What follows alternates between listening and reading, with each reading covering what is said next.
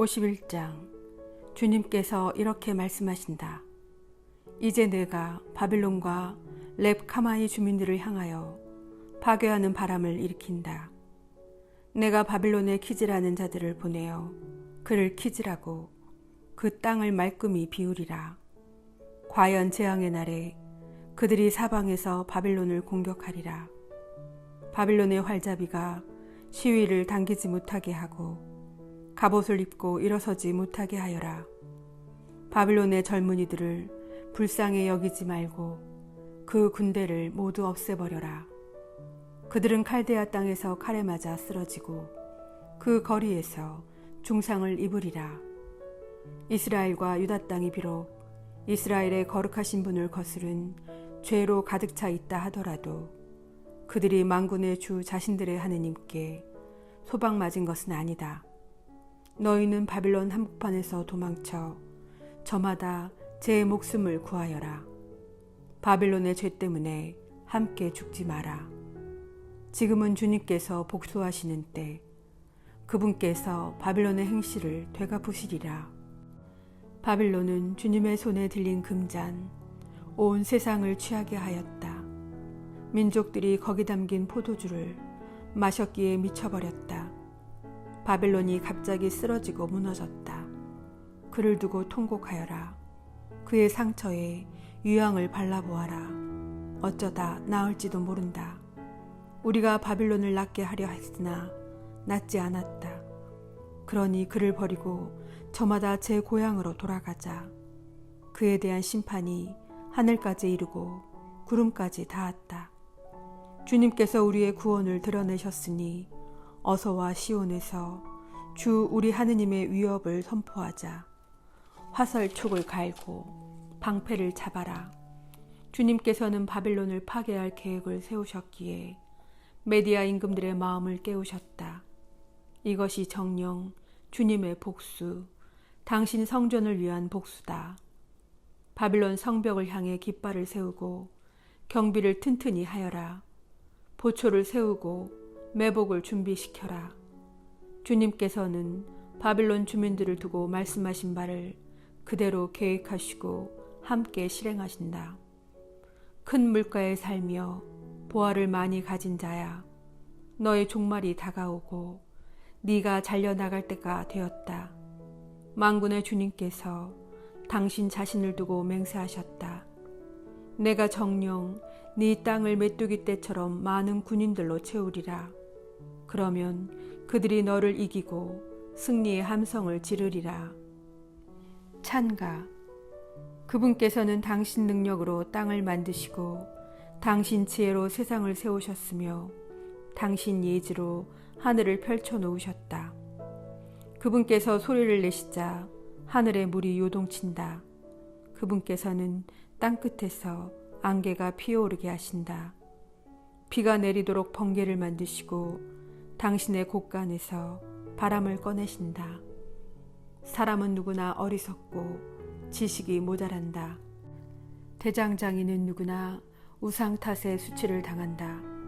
사실 그가 부어 만든 상은 가짜라서 그 안에 숨결이 없다.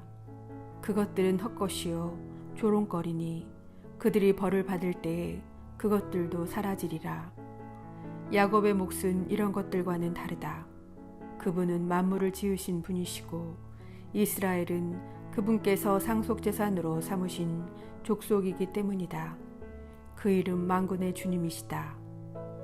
바빌론에 대한 애가. 너는 나의 망치요 나의 무기다. 나는 너를 통하여 민족들을 부수고 너를 통하여 나라들을 파괴하였다. 나는 너를 통하여 말과 기병을 부수고 너를 통하여 병거와 병거 부대를 부수었다. 나는 너를 통하여 남자와 여자를 부수고 너를 통하여 늙은이와 아이를 부수었으며 너를 통하여 총각과 처녀를 부수었다. 나는 너를 통하여 목자와 그의 양떼를 부수고 너를 통하여 농부와 그의 겨릿수를 부수었으며 너를 통하여 총독과 지방 장관들을 부수었다. 그러나 이제는 내가 바빌론과 칼데아의 모든 주민에게 갚으리라.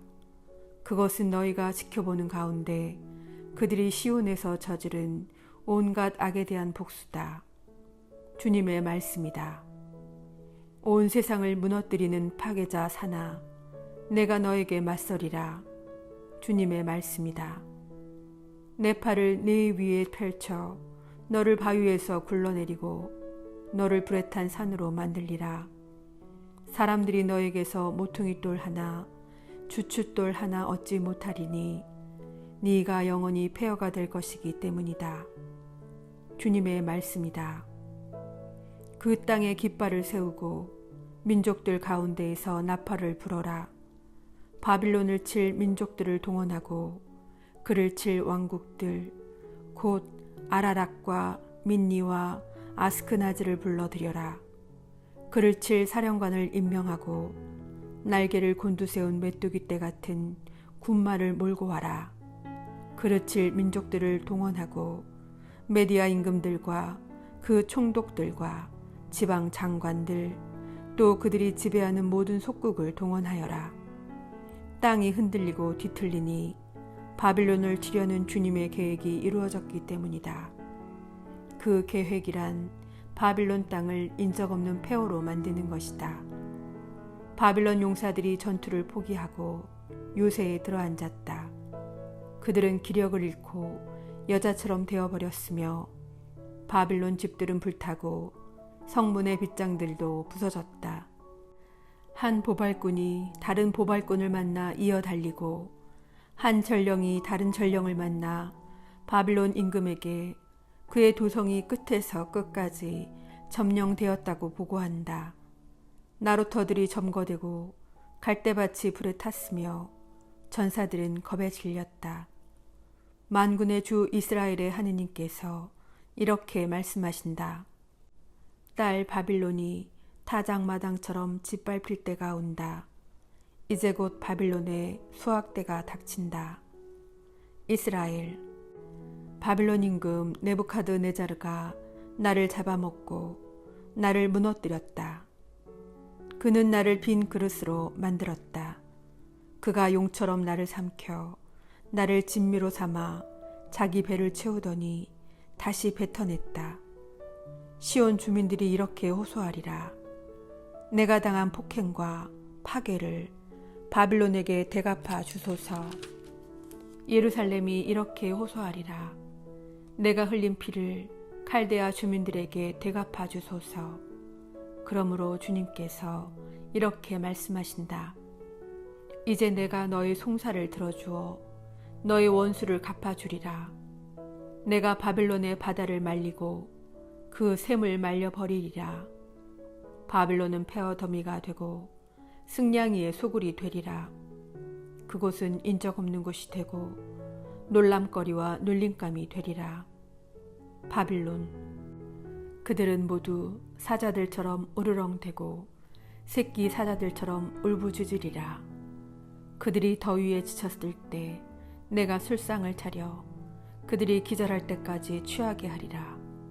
그러면 그들은 영원한 잠에 빠져들어 다시는 깨어나지 못하리라. 주님의 말씀이다. 내가 그들을 어린 양들처럼 순양과 순염소들처럼 도살장으로 끌고 가리라. 어쩌다가 온 세상에 자랑거리던 새삭이 점령되고 점거되었는가? 어쩌다가 민족들 가운데에서 바빌론이 놀람거리가 되었는가? 바닷물이 바빌론으로 밀려오자 그곳은 그 요란한 파도에 잠기고 말았다. 그 성읍들은 폐허가 되고 메마른 땅과 사막이 되었다. 그곳은 인간이 살지 않는 땅, 그곳을 지나는 사람은 아무도 없다. 내가 바빌론에서 벨신을 징벌하여 그가 삼킨 것을 입에서 끄집어내리라. 민족들이 이제 더 이상 그에게 몰려들지 않으리라. 바빌론의 성벽도 쓰러진다. 내 백성아, 바빌론에서 나와라. 저마다 주님의 타오르는 분노에서 제 목숨을 구하여라. 너희는 그 땅에서 들려오는 소문에 낙심하거나 두려워하지 마라. 이 해는 이런 소문이, 저 해는 저런 소문이 계속 들려오기 마련이다. 그 땅에는 폭력이 판을 치고 통치자들끼리 서로 싸운다. 그러므로 이제 내가 바빌론의 신상들을 징벌할 날이 온다. 그곳 온 땅이 수치를 당하고 칼 맞은 자들이 모두 그 한가운데에서 쓰러져 죽으리라. 하늘과 땅이 그 안에 있는 모든 것이 바빌론을 두고 기뻐 소리치리라. 북녘에서 그를 쳐부술 자들이 내려오기 때문이다. 주님의 말씀이다. 온 세상에서 살해된 자들이 바빌론 때문에 쓰러졌듯이 이제는 바빌론도 이스라엘에서 살해된 자들 때문에 쓰러져야 한다. 칼을 피한 자들아, 서 있지 말고 어서 떠나라. 멀리서라도 주님을 기억하고 예루살렘을 마음속에 떠올려라. 우리는 욕설을 듣고 수치를 당하였습니다. 부끄러움이 우리 얼굴을 가렸습니다. 이방인들이 주님 집의 거룩한 곳들에 쳐들어온 까닭입니다. 그러므로 이제 그날이 온다. 주님의 말씀이다. 그날 내가 바빌론의 신상들을 징벌하리니 그 땅의 모든 곳에서 중상을 입은 자들이 신음하리라. 바빌론이 비록 하늘까지 올라간다 할지라도 그 기세를 드높인다 할지라도 내가 파괴자들을 보내어 그를 치리라. 주님의 말씀이다. 바벨론에서 울부짖는 소리가 들리고 칼데아인들의 땅에서 큰 참사가 일어난다. 주님께서 정령 바빌론을 파괴하시고 그곳에서 큰 목소리가 사라지게 하신다. 파괴자들이 밀려드는 모습은 큰 물결 같고 그들의 목소리는 요란하다. 과연 파괴자가 바빌론에 쳐들어오자 그 용사들이 사로잡히고 그들의 활이 부러진다. 주님께서 응보의 하느님이시며 반드시 갚으시기 때문이다. 내가 바빌론의 대신들과 현자들, 총독과 지방 장관들과 용사들을 취하게 하면 그들은 영원한 잠에 빠져들어 다시는 깨어나지 못할 것이다. 그 이름 만군의 주님이신 임금님의 말씀이다. 만군의 주님께서 이렇게 말씀하신다. 바빌론의 널찍한 성벽도 완전히 허물어지고 그 높은 성문도 불타 없어지리라. 백성들이 힘들여 한 일이 쓸모없게 되고 민족들이 애써 한 일이 불에 타 버리리라. 예레미야가 바빌론에 관한 예언을 기록하다. 마우세아의 손자이며 네리야의 아들인 스라야 역관장이 유다 임금 치드키야 제4년에 임금과 함께 바빌론으로 올라갈 때 예레미야 예언자가 그에게 내린 분부. 예레미야는 바빌론에 내릴 이 모든 재앙 곧 바빌론을 두고 선포한 이 모든 말씀을 한 권의 책으로 기록하였다. 예레미야가 스라야에게 말하였다. 그대가 바빌론으로 들어가면 이 말씀을 다 읽고 나서 이렇게 아뢰시오. 주님, 당신께서 이곳을 두고 친히 말씀하시기를 이곳을 멸망시켜 사람도 짐승도 살지 않는 영원한 폐허가 되게 하리라고 하셨습니다. 그리고 그대는 이 책을 다 읽고 나서 그것에 돌을 매달아 유프라테스 강 한복판에 던지시오. 그러고 나서 이렇게 말하시오. 바빌론도 내가 그에게 내릴 재앙 탓에 이처럼 가라앉아 다시는 떠오르지 않을 것이다. 그들이 지쳐버릴 것이다. 여기까지가 예레미야의 말이다. 부록 52장 예루살렘과 유다에 대한 예레미야의 예언이 이루어지다. 치드키야는 21살에 임금이 되어 예루살렘에서 11해 동안 다스렸다. 그의 어머니 이름은 하무탈인데 리브나 출신 예레미야의 딸이었다. 치드키야는 여호야킴이 하던 그대로 주님의 눈에 거슬리는 악한 짓을 저질렀다. 예루살렘과 유다가 주님을 분노하시게 하였기에 주님께서는 마침내 그들을 당신 앞에서 쫓아내셨다. 그런데 치드키야가 바빌론 임금에게 반역하였다.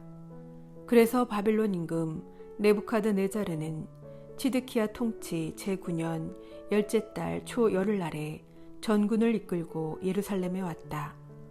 그들은 그곳을 향하여 진을 치고 사방으로 공격 축대를 쌓았다.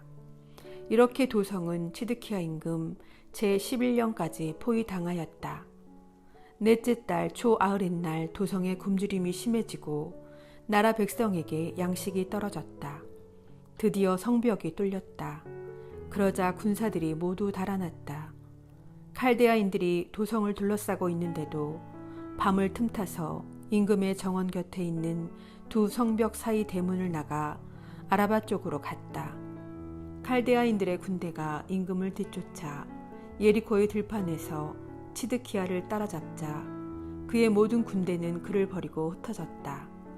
그들이 임금을 사로잡은 다음 하맛 땅 리블라에 있는 바벨론 임금에게 데리고 올라가니 바벨론 임금이 그에게 판결을 내렸다. 바벨론 임금은 리블라에서 치드키야가 보는 가운데 그의 아들들을 살해하고 유다의 모든 대신들도 살해하였다. 그러고 나서 바벨론 임금은 치드키야의 두 눈을 멀게 한 뒤 그를 청동 사슬로 묶어 바벨론으로 끌고 가서는 죽는 날까지 그를 감옥에 가두어 놓았다.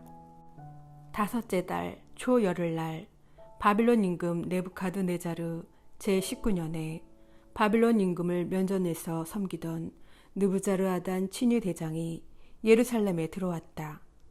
그는 주님의 집과 왕궁과 예루살렘의 모든 집을 태웠다. 이렇게 그는 큰 집을 모두 불태워버렸다. 또한 친위 대장이 이끄는 칼데아인들의 모든 군대는 예루살렘 성벽을 돌아가며 모두 허물었다. 느부자르아단 친위 대장은 백성 가운데 일부 가난한 이들과 또 도성에 남아있던 나머지 백성과 바빌론 임금에게 넘어간 자들 그리고 그 밖에 나머지 장인들을 끌고 갔다. 그러나 느부자르아단 친위 대장은 그 나라의 가난한 이들을 일부 남겨 포도밭을 가꾸고 농사를 짓게 하였다. 칼데아인들은 주님의 집에 있는 청동 기둥들과 받침대들 그리고 주님의 집에 있는 청동 바다를 부순 뒤 그 청동을 바벨론으로 가져갔다. 그들은 냄비와 부삽, 불똥 가위와 쟁반과 접시, 그 밖에 예배 때 쓰던 모든 청동 기물도 가져갔다. 친위 대장은 작은 대접과 향로, 쟁반과 냄비와 등잔대, 접시와 술잔도 가져갔는데 금으로 만든 것은 금이라고 가져가고 은으로 만든 것은 은이라고 가져갔다. 솔로몬 임금이 주님의 집에 만들어 놓은 기둥 2개와 청동 바다 하나와 받침대 밑에 청동으로 만든 황소 12개 등 이 모든 기물에 쓰인 청동은 그 무게를 달 수 없을 정도였다. 기둥만 해도 기둥 1개의 높이가 18안마, 그 둘레가 12안마이다. 그 속은 비어 있지만 기둥 면의 두께가 손가락 넷을 합친 것만큼이나 되었다. 그 기둥 위에는 청동으로 만든 기둥머리가 있는데 그 기둥머리의 높이는 5안마였다. 이 기둥머리에는 모두 청동으로 만든 그물과 석류들이 돌아가며 달리고 두 번째 기둥도 마찬가지로 석류들이 달렸다. 겉보기에는 96개지만 실제로 그물에 달린 석류는 모두 100개나 되었다. 친위 대장은 스라야 수석사제, 두 번째 서열의 스바니아 사제, 그리고 성전 문지기 셋을 체포하였다. 또한 군사의 지휘관이었던 넷이 하나도 도성에서 체포하였다. 이 밖에도 도성에서 발견된 임금의 측근 7과 나라 백성을 징집하는 군부 대신 서기관과 도성 한가운데에서 발견된 나라 백성 60명도 체포하였다. 느부자르아단 친위 대장은 그들을 체포하여 리블라에 있는 바빌론 임금에게 끌고 갔다. 바빌론 임금은 하맛 땅 리블라에서 그들을 쳐 죽였다. 이렇게 유다 백성은 고향을 떠나 유배를 갔다. 네부카드네자르가 유배시킨 백성은 제7년에 3023명이었고 네부카드네자르 제18년에 예루살렘에서 끌고 간 사람은 832명이었다. 네부카드네자르 제23년에는 느부자르아단 친위 대장이 유다인 745명을 포로로 잡아갔다. 이렇게 해서 모두 4,600명이 포로로 잡혀갔다. 다윗 후손의 운명. 유다 임금 여호야킨의 유배살이 제37년 12째 달 25셋 날이었다. 바빌론 임금 에윌 모로닥은 자기가 왕위에 오른 바로 그 해에 유다 임금 여호야킨을 용서하고 감옥에서 풀어주었다. 바빌론 임금은 그에게 친절히 말을 건네며 그와 함께 바빌론에 있는 다른 임금들의 자리보다 더 높은 곳에 그의 자리를 마련해 주었다. 그 뒤에 여호야킨은 제수복을 벗고 살아있는 동안 내내 바빌론 임금 앞에서 늘 음식을 먹게 되었다. 여호야킨의 생계비는 그가 죽을 때까지 살아있는 동안 내내 바빌론 임금이 날마다 일정하게 대주었다. 이상 예레미야가 모두 끝났습니다. 성경 읽은 후 드리는 기도 바치겠습니다. 성부와 성자와 성령의 이름으로 아멘. 말씀은 내 발의 등불이요 나의 길에 빛이옵니다. 주님, 저희가 성경을 생명의 말씀으로 믿고 기도하며 살고 선포하게 하시어 언제나 성령 안에서 평화의 기쁨을 누리게 하소서. 아멘. 성부와 성자와 성령의 이름으로 아멘.